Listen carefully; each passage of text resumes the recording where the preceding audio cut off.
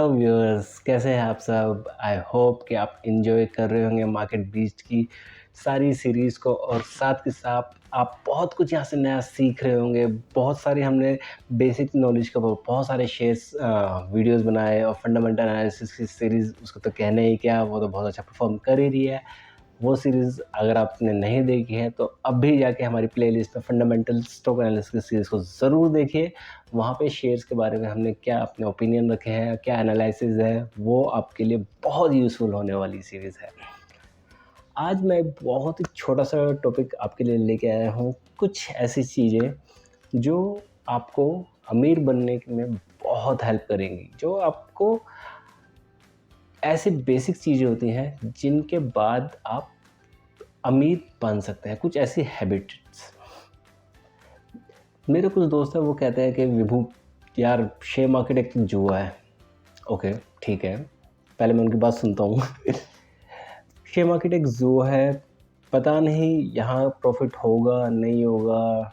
99% लोग लॉस के साथ ही मार्केट से आउट होते हैं और वो इतना डर जाते हैं कि वो कभी मार्केट में वापस री एंट्री लेने का सोचते तक भी नहीं है।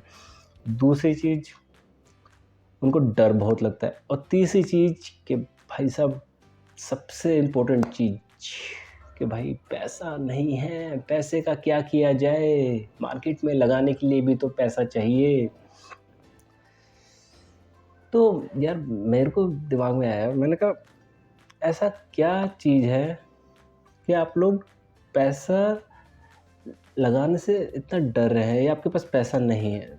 दोस्त, आप ये देखिए कि आपके खर्चे कितने हैं।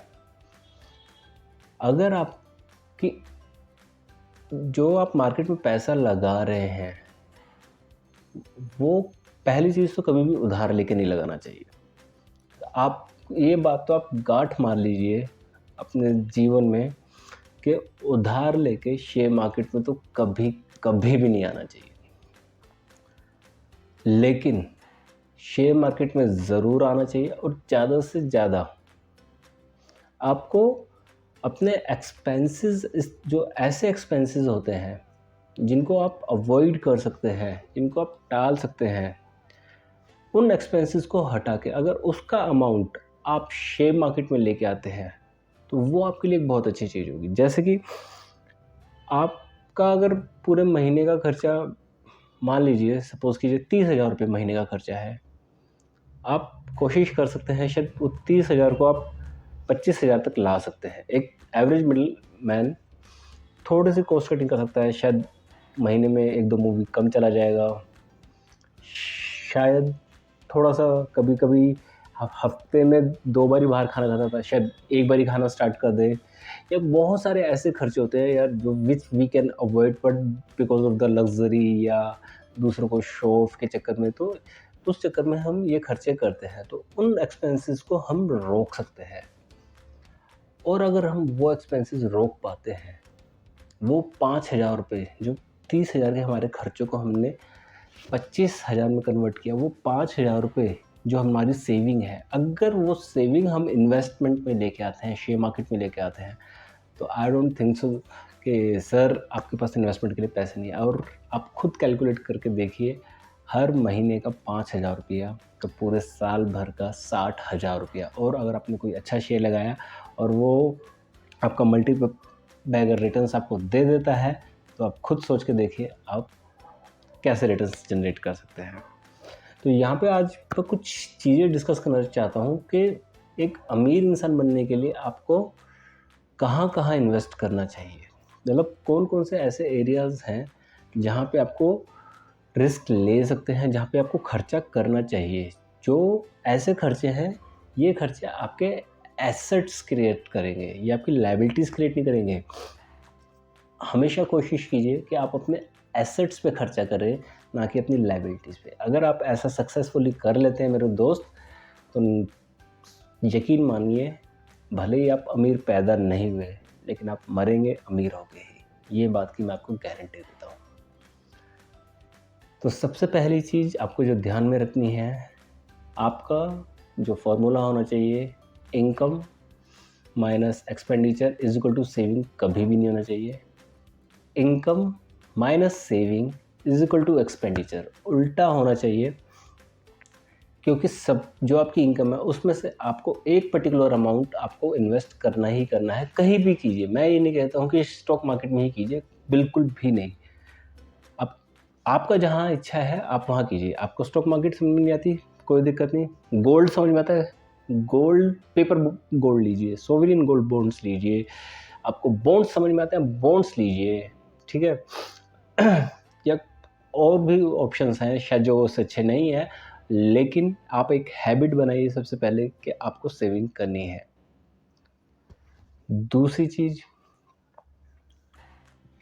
ये, आप जो अपने एक्सपेंसेस हैं आप खुद देखिए कि कौन से ऐसे एक्सपेंसेस हैं जो आपकी लग्जरी के लिए है, जो आप शो ऑफ के लिए करते हैं, और कौन से ऐसे एक्सपेंसेस हैं जो आपकी नेसेसिटी है। नेसेसिटी के एक्सपेंसेस डेफिनेटली कभी भी आपको कट डाउन नहीं करने चाहिए। इवन लग्जरी के लिए भी मैं ये नहीं कह रहा हूँ कि आपको बिल्कुल ही एक बहुत सारे अपने वो छोड़ देने चाहिए, शौक छोड़ देने चाहिए। ऑब्वियस है यार, जीवन एक ही बारी मिला है, शौक तो पूरे करने ही है। और इवन स्टॉक मार्केट में भी तो इसलिए कर आ रहे हैं ताकि अपने जो बड़े शौक हैं उनको पूरा कर सके, नो डाउट। तो हमें वो सब तो करना ही है, लेकिन थोड़ा सा कट डाउन कर सकते हैं अभी स्टार्टिंग फेज़ के लिए। तो इस चीज़ का आप ज़रूर ध्यान रखिए कि हमें सेविंग ज़रूर करनी है, और वो सेविंग वाले अमाउंट को इन्वेस्ट ज़रूर करना है। कुछ ऐसी हैबिट्स जो एक अमीर इंसान लोगों में होती हैं, सबसे पहले तो बिज़नेस के बारे में सोचते हैं। बिज़नेस एक ऐसी चीज़ है दोस्त, अगर आपने उसे चमका दिया तो आपका बिज़नेस आपको चमका देगा, आपकी किस्मत चमका देगा। जो एक सैलरीड मैन होता है वो कभी भी अमीर नहीं बन सकता, अमीर सिर्फ एक बिजनेसमैन ही हो सकता है। सैलरीड पर्सन यार हर महीने की 30, 31, 1, 2, 10 तारीख को उसका वहीं तक दिमाग रहता है। कुछ एक्सेप्शनल केसेस होते हैं, सुंदर पिचाई हो गए, या कंपनीज़ के बड़े हाइकिंग मैनेजर पर्सन्स होते हैं, उन सब के बारे में बात नहीं कर रहा हूँ भाई, उनके एक अलग ही लेवल होता है। अब मैं आपके और अपने जैसे एक एवरेज पर्सन के बारे में बात कर रहा हूँ, ठीक है, जिसका हर महीने 30 तारीख पे ही सारा गुजारा चल रहा होता है।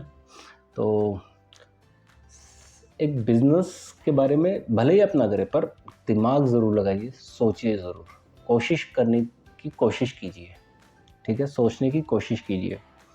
दूसरा अच्छा इन्वेस्टमेंट होता है सर प्रॉपर्टीज़। प्रॉपर्टीज़ बहुत अच्छा इन्वेस्टमेंट है। आप खुद सोच के देखिए, हिंदुस्तान की 1.25 अरब आबादी है और ये कंटिन्यूसली बढ़ते ही जा रही है। कंटिन्यूसली आप इंफ्रास्ट्रक्चर हो रहा है, डेवलपमेंट हो रही हैं। प्रॉपर्टीज़ के जो लैंड है वो तो लिमिटेड ही रहेगा, वो तो कभी नहीं बढ़ने वाला, राइट? तो उस लैंड का वैल्यूएशन तो उप जाना ही जाना है। और सब दूसरी बड़ी चीज़, एक छत तो होनी ही चाहिए सबसे पहले, कोई भी काम करने से पहले, क्योंकि एक छत होगी तो आपकी बहुत सारी चीज़ें आपके बच जाते हैं, बहुत सारे आपको पता है कि आप रात को आके शांति से यहीं सोएंगे, तो वो छत होनी बहुत ज़रूरी है। तो इसलिए प्रॉपर्टीज़ में इन्वेस्टमेंट बहुत ज़रूरी है। हम आपको फ्यूचर में बताएंगे कि कैसे ऐसे प्रॉपर्टीज़ होती हैं, आप ऑक्शंस की प्रॉपर्टीज़ के थ्रू आप बहुत मार्केट रेट से 20-25% लोअर रेट पे प्रॉपर्टीज़ खरीद सकते हैं, जो कि आपके लिए बहुत बेनिफिशियल होगी। उसके बारे में भी मैं आपको अपने आने वाली वीडियोज़ में बताऊँगा। इसके अलावा तीसरी चीज़ जो मेरे को बहुत पसंदीदा है, स्टॉक्स। स्टॉक्स में ज़रूर इन्वेस्ट कीजिए, और हमारी फंडामेंटल्स की सीरीज़ को बिल्कुल भी मिस मत कीजिए, क्योंकि वो बहुत ज़रूरी सीरीज़ है। अच्छे शेयर्स आपको वहीं पे मिलेंगे। स्टॉक्स में आप ज़रूर इन्वेस्ट कीजिए, वहाँ पे आपको एक से एक, अगर आपने बेहतरीन शेयर्स ढूँढ लिए, आपका ये काम नहीं है कि सिर्फ किसी के कहने पे कोई सा भी स्टॉक ले लिया। स्टॉक्स सुनिए सबकी, उसके बाद अपनी रिसर्च ज़रूर कीजिए, अपने मन को ज़रूर सेटिस्फाई कीजिए, अपनी कन्विक्शन आने का ज़रूर वेट कीजिए, और अपनी कन्विक्शन आने के बाद वो स्टॉक को ज़रूर लीजिए और वेट कीजिए। वहाँ पे आप बहुत अच्छे रिटर्न जनरेट कर सकते हैं। बिना अपनी कन्विक्शन के आप अच्छा हैवी अमाउंट नहीं लगा पाएंगे शेयर्स में कभी भी, और जिससे आप अच्छे अमीर नहीं हो पाएंगे। तो इसलिए आपको अपनी कन्विक्शन तो पैदा करनी ही करनी है। आफ्टर दैट गोल्ड एक बहुत अच्छा ऑप्शन है, गोल्ड में ज़रूर इन्वेस्ट कीजिए। अगर हम लास्ट 30 इयर्स का रिटर्न देखते हैं तो गोल्ड ने अमेजिंग रिटर्न्स दिए हैं, और आज तो गोल्ड भाई साहब आसमान छू रहा है और इवन अब फ्यूचर में भी ये आसमान छूता रहेगा। तो जिन लोगों को स्टॉक्स में इंटरेस्ट नहीं आता उनके लिए एक बहुत अच्छा सब्स्टिट्यूट है गोल्ड। अगर आपको शेयर मार्केट में नहीं आना, कोई इशू नहीं, आप गोल्ड में जाइए। गोल्ड आपके लिए बेस्ट सब्स्टिट्यूट है शेयर मार्केट का। उसके अलावा एक जगह और इन्वेस्ट किया जा सकता है बॉन्ड्स में। बॉन्ड्स के जो रिटर्न्स होते हैं, हमारी पूरी एक सीरीज़ आ चुकी है, आप उस सीरीज़ को ज़रूर देखिए। इवन इन फ्यूचर में भी मैं बॉन्ड्स के ऊपर अलग अलग वीडियोस लाता रहूँगा कि किस तरह के बॉन्ड्स क्या रिटर्न्स जनरेट करके दे रहे हैं, आपको वो सब ज़रूर देखने चाहिए। बॉन्ड्स एक बहुत अच्छा ऑप्शन होता है इन्वेस्टमेंट्स का, आपको वो ज़रूर देखना चाहिए।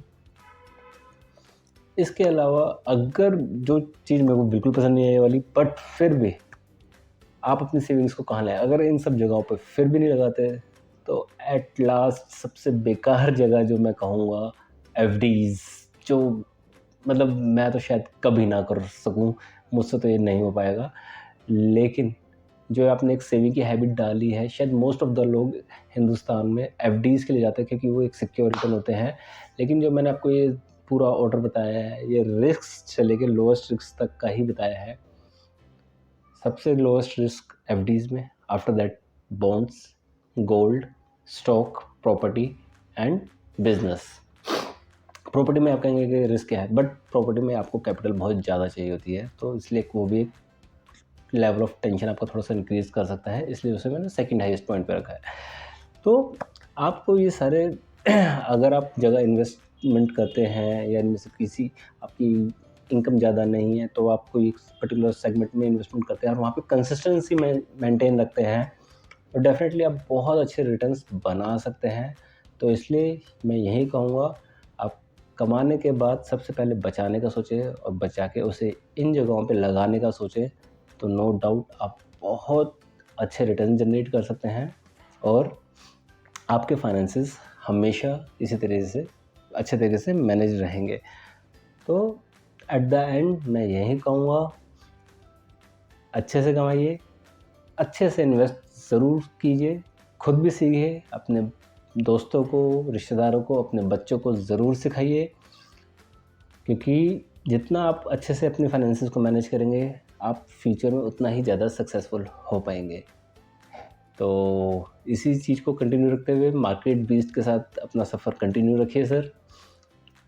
इस सीरीज़ में आपको बहुत कुछ यहाँ पे मिलेगा। आप जैसे बहुत जगह शेयर मार्केट की बहुत basic knowledge, different segments of investments, stocks के बारे में चर्चा, वो सब हम यहाँ पे करेंगे। तो आप वो सब चीज़ हमारे साथ बना के रखिए और ये सफ़र हम इसी तरीके से कंटिन्यू रखेंगे आपके साथ। Thank you.